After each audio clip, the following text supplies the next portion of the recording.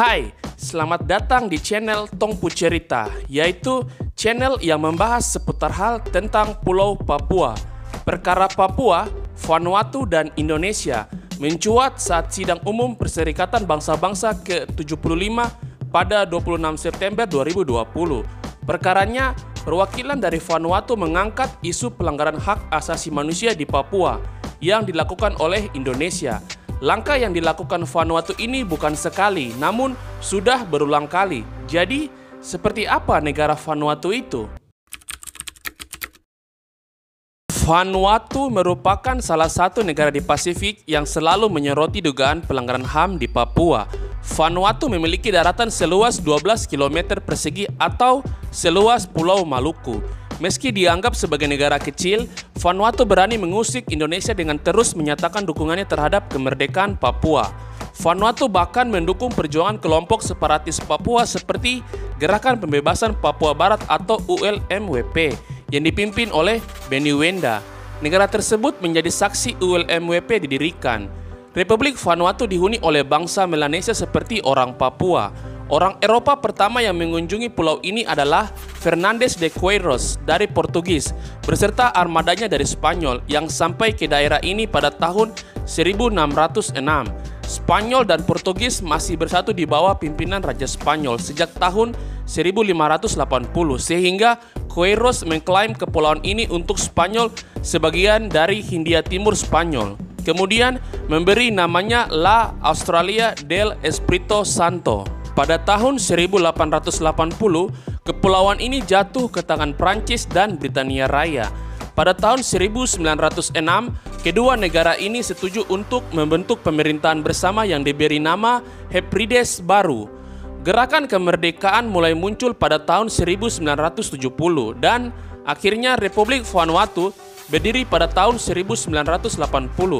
Vanuatu kemudian menjadi anggota Perserikatan Bangsa-Bangsa, Persemakmuran Inggris, dan Forum Kepulauan Pasifik. Kemerdekaan dari Prancis dan Britania Raya pada 30 Juli 1980 dan bergabung ke PBB pada 15 September 1981. Nama Vanuatu berarti tanah kami selamanya dalam banyak bahasa Melanesia yang digunakan secara lokal. Vanuatu adalah negara kepulauan yang terletak di barat daya Samudra Pasifik. Letak Vanuatu berada di sebelah timur negara Australia, sebelah barat negara Fiji, sebelah selatan negara Kepulauan Solomon, dan sebelah timur laut negara Kaledonia Baru. Negara ini terdiri dari rangkaian 83 pulau dengan 13 pulau utama dan banyak pulau kecil.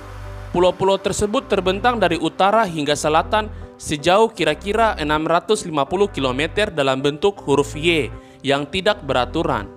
Vanuatu dibagi menjadi 6 provinsi sejak tahun 1994, yaitu Malampa, Penama, Sanma, Sefa, Tafea, Torba. Semboyan Vanuatu yaitu Long God Yumis Tenap dalam bahasa Bislama, yang diartikan dalam bahasa Indonesia adalah kami berdiri di hadapan Tuhan. Penduduk asli Vanuatu sebagian besar adalah Melanesia, meskipun beberapa pulau terpencil memiliki populasi Polinesia. Ada juga minoritas kecil orang Eropa, Mikronesia, China, dan Vietnam. Lebih dari 100 bahasa dan dialek lokal Melanesia digunakan.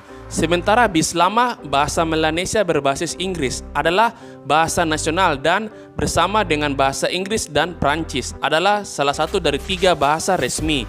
Untuk agama resmi yang dianut adalah 70% merupakan Protestan, lalu agama lain adalah Katolik Roma dan kepercayaan tradisional. Perawatan kesehatan di Vanuatu terdiri dari rumah sakit umum di Port Vila dan dilengkapi dengan rumah sakit, klinik, dan apotik. Malaria dan TBC adalah penyakit yang paling umum di negara Vanuatu. Istilah ini mungkin sudah tidak asing lagi di telinga kalian. Istilah Papua Merdeka atau bisa kita cermati sebagai rasa kesadaran diri nasionalisme bangsa Papua untuk berdiri sendiri sebagai bangsa yang merdeka, terlepas dari kolonialisme Indonesia. Rasa nasionalisme Papua sudah ada jauh sebelum dibentuk Negara Kesatuan Republik Indonesia. Ishak Samuel Kitne adalah seorang sending atau misionaris yang berasal dari Belanda. Sebelumnya, sudah ada banyak misionaris yang datang ke Papua. Di antaranya yang cukup terkenal yaitu Carl William Otto dan Johann Gottlob Gessler, yang lebih kita kenal di Papua sini dengan nama Otto dan Gessler. Isaac Samuel Kizne menjadi salah satu pijakan perkembangan nasionalisme bangsa Papua. Hal itu diungkapkan Bernarda Materai dan Ode Jamal dalam proceeding seminar LPPM Universitas Cendrawasih yang bertajuk Pertumbuhan Nasionalisme Indonesia di Antara Orang Papua. Isaac Samuel Kizne menginjakan kaki di Pulau Mansinam, Manokwari, Papua Barat pada Juni 1923. Dia menjadi kepala sekolah di kursus Volksschule Onderwijzer atau CVO. Sekitar 22 tahun setelahnya, terjadi perdebatan dalam sidang Badan Pekerja Urusan Persiapan Kemerdekaan Indonesia atau BPUPKI pada 10 dan 11 Juli 1945. Bangsa Indonesia yang datang itu dengan sekejap saja menipu dan menguasai tanah serta bangsa Papua, yang selama puluhan tahun kami persiapkan mereka untuk masa depan bangsanya sendiri. Kalimat tersebut diungkapkan Isaac Samuel Kizne pada istrinya, Johanna Regina Uitenbogart, pada tahun 1970. Usai ia tahu betapa manipulatifnya penentuan pendapat rakyat atau PPRA. Padahal sebagaimana Indonesia, bangsa Papua juga negara yang diakui kemerdekaannya oleh Belanda pada 1 Desember 1961. Dalam hal ini, bangsa Papua bukanlah dua provinsi yang ada sekarang, yaitu wilayah yang meliputi Papua Barat dan Papua saat ini. Isaac Samuel Kizne duduk di samping tumpukan batu di kaki bukit Aitumieri, Wasior, Teluk Wondama, Papua Barat. Dia berkumpul dengan murid-muridnya. Saat itu ia memancangkan janji agar bangsa Papua merdeka dan memimpin masa depannya sendiri. Pada tanggal 26 Oktober 1925, ia mengatakan, "Di atas batu ini saya meletakkan peradaban orang Papua. Sekalipun orang memiliki kepandaian tinggi, akal budi dan marifat untuk memimpin bangsa ini, tetapi bangsa ini akan bangkit dan memimpin dirinya sendiri." Isaac Samuel Kizne jauh-jauh hari telah menanamkan nasionalisme yang kuat. Murid-muridnya tergabung dalam berbagai upaya untuk kemerdekaan bangsa Papua. Ia menggabungkan kepercayaan lokal dan kekristenan yang dikemas dalam Injil, pendidikan, dan peradaban.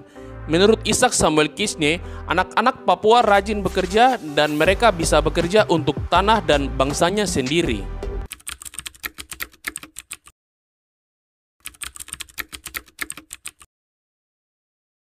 Ada apa dengan Vanuatu, Papua Barat, dan Indonesia? Perkara Papua, Vanuatu, dan Indonesia mencuat saat Sidang Umum PBB atau Perserikatan Bangsa-Bangsa ke-75 tahun 2020 pada 26 September kemarin. Perkaranya, perwakilan dari Vanuatu mengangkat isu pelanggaran hak asasi manusia atau HAM di Papua yang dilakukan oleh Indonesia. Perwakilan dari Vanuatu menjelaskan bahwa sampai saat ini tidak ada kemajuan berarti dalam kasus-kasus HAM di Papua.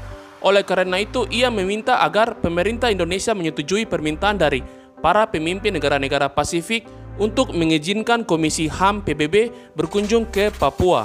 Pernyataan ini dibalas diplomat dan perwakilan dari Indonesia, Silvani Austin Pasaribu. Ia meminta Vanuatu agar mengurus tanggung jawab negara mereka sendiri sebelum ikut campur dalam urusan dalam negeri Indonesia. We call on the government of Vanuatu to please fulfill your human rights responsibility to your people and to the world. Madam President, the accusation of human rights is typical. A tall tale that they sell and stage over the years in the hall. Let me tell them, you are no representation of the people of Papua. And stop fantasizing of being one. Papuans are Indonesians. All of us play an important role in the development of Indonesia, including on the island of Papua. Madam President, the principles of the UN Charter, which Vanuatu clearly does not seem to understand, stipulates the respect for sovereignty and territorial integrity. Silvani pun mengatakan bahwa Vanuatu memiliki obsesi yang berlebihan dan tidak sehat tentang bagaimana Indonesia harus bertindak atau memerintah negaranya sendiri. Lantas, hal tersebut pun menjadi perbincangan publik. Tidak hanya tentang peristiwa yang terjadi pada sidang umum PBB, tetapi juga bagaimana Vanuatu selalu memihak Papua. Alasan keberpihakan itu karena Vanuatu menilai Indonesia telah memperlakukan Papua secara tidak adil. Mereka menilai Indonesia telah melakukan banyak pelanggaran terhadap Papua, khususnya pelanggaran HAM. Selain juga didasarkan atas kesamaan budaya yang mereka miliki dengan masyarakat Papua. Bahkan, Perdana Menteri Vanuatu pertama, Walter Hetnelini, menyatakan bahwa kemerdekaan Vanuatu belumlah sempurna hingga seluruh bangsa dan wilayah Melanesia terbebas dari kolonialisme. Inilah asal muasal dan alasan Vanuatu mendukung dan memperjuangkan kemerdekaan Papua Barat agar terlepas dari cengkraman Indonesia. Perjalanan Vanuatu mendukung kemerdekaan Papua Barat apabila diurut dari belakang, keberpihakan dan dukungan Vanuatu pada Papua dimulai pada tahun 1969 ketika digelarnya penentuan pendapat rakyat atau PPRA. PPRA adalah sebuah momentum saat masyarakat Papua Barat diminta untuk memilih antara bergabung dengan Indonesia atau tidak. Hasil dari PPRA menunjukkan bahwa sebagian besar masyarakat Papua Barat memilih untuk tetap menjadi bagian dari Indonesia. Namun, Vanuatu meyakini pihak Indonesia telah berlaku tidak adil dan memaksa Papua Barat untuk memilih pilihan tersebut. Negara dengan ibu kota Port Vila ini pun meminta International Court Justice atau ICC untuk memberi klarifikasi atas legalitas terkait serangkaian peristiwa yang terjadi pada tahun tersebut. Khususnya PPRA, mereka meminta agar PPRA dilakukan ulang dan melibatkan pengawasan internasional sesuai dengan peraturan yang berlaku. Sejak saat itu, Vanuatu terus menyuarakan dukungan terhadap Papua Barat dan tidak berhenti untuk mengomentari ketidakadilan yang Indonesia lakukan pada negara yang berbatasan langsung dengan Papua Nugini atau PNG. Tindakan nyata lain yang Vanuatu lakukan adalah pada saat KTT Pacific Islands Forum atau PIF tahun 2010. Pada saat itu, Vanuatu menjadi tuan rumah dan hal tersebut telah memberikan mereka kekuatan lebih dalam menyampaikan berbagai pernyataan dan pendapat, khususnya mengenai Papua Barat. Pada tahun yang sama, Parlemen Vanuatu mengadopsi rancangan undang-undang yang menegaskan pengakuan Vanuatu atas kemerdekaan Papua Barat dari Indonesia. Hal tersebut menunjukkan seberapa gencar dan kuat niat Vanuatu dalam mendukung pembebasan Papua Barat dari genggaman Indonesia.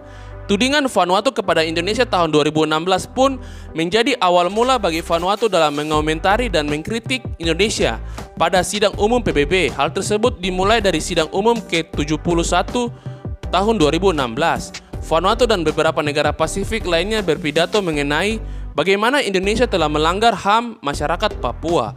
Hal tersebut mereka lakukan untuk mendesak Indonesia agar melepaskan provinsi paling timur wilayah Indonesia.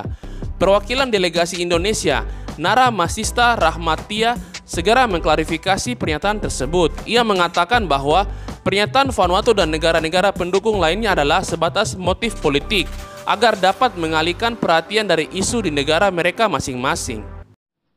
I repeat, it is a violation of sovereignty and territorial integrity of states. It is highly regrettable and dangerous for states to misuse the United Nations, including this August Assembly. These countries are using the General Assembly to advance their domestic agenda and for some countries to divert attention from political and social problems at home. In conclusion, Mr. President, we have a saying in our Asia-Pacific region: when one points the index finger to others, the thumb finger automatically point to one's own face. I thank you. Hal serupa pun terulang 1 tahun kemudian, yaitu pada sidang umum PBB ke-72 tahun 2017. Vanuatu bersikeras menunjukkan pelanggaran HAM Indonesia terhadap Papua dan masih dengan tujuan yang sama, yaitu agar Papua Barat mendapatkan kemerdekaan. Perwakilan delegasi Indonesia yang pada saat itu ditepati oleh Aina Nuran, Sekretaris 3, Perwakilan Tetap Indonesia untuk PBB, menyangkal ada pelanggaran HAM seperti tudingan tersebut. Permasalahan tersebut pun masih berlanjut pada sidang umum PBB ke-73 tahun 2018. Lelah dituduh oleh Vanuatu, Indonesia menyerang balik dengan mengatakan bahwa Vanuatu telah menentang hubungan persahabatan antara kedua negara dan mendukung gerakan separatis melalui dukungannya atas kemerdekaan Papua Barat. Indonesia tidak akan membiarkan negara manapun merusak keutuhan wilayahnya. Seperti negara berdaulat lainnya, Indonesia akan dengan tegas mempertahankan keutuhan wilayahnya, ujar Yusuf Kala selaku Wakil Presiden Republik Indonesia. Vanuatu menunjukkan sifat pantang menyerah yang dimilikinya dengan terus membawa isu HAM sampai ke sidang umum PBB ke-74 tahun 2019. Kali ini, Vanuatu meminta PBB untuk mendatangi Papua dan mengecek bagaimana kondisinya. Lagi dan lagi, perwakilan delegasi Indonesia pada saat itu, Rayanul Sangaji, mengomentari bagaimana Vanuatu lebih mendukung upaya separatisme daripada menunjukkan kepeduliannya pada masyarakat Papua. Konflik diplomatik itu terulang kembali pada tahun ini. Vanuatu konsisten terus menunjukkan dukungan kuatnya atas kemerdekaan Papua. Sebaliknya, Indonesia selalu menyatakan bahwa pernyataan Vanuatu hanyalah tuduhan semata. Dan, yaps, sekian pembahasan kita kali ini. Jika kalian ada kritik dan saran ataupun ide, serta masukan untuk apa yang akan kita bahas selanjutnya mengenai Pulau Papua, maka silakan isi di kolom komentar. Cukup sekian video kali ini, sampai jumpa di video berikutnya. Salam Bumi Cendrawasih, Manseren, Ifnok, Au.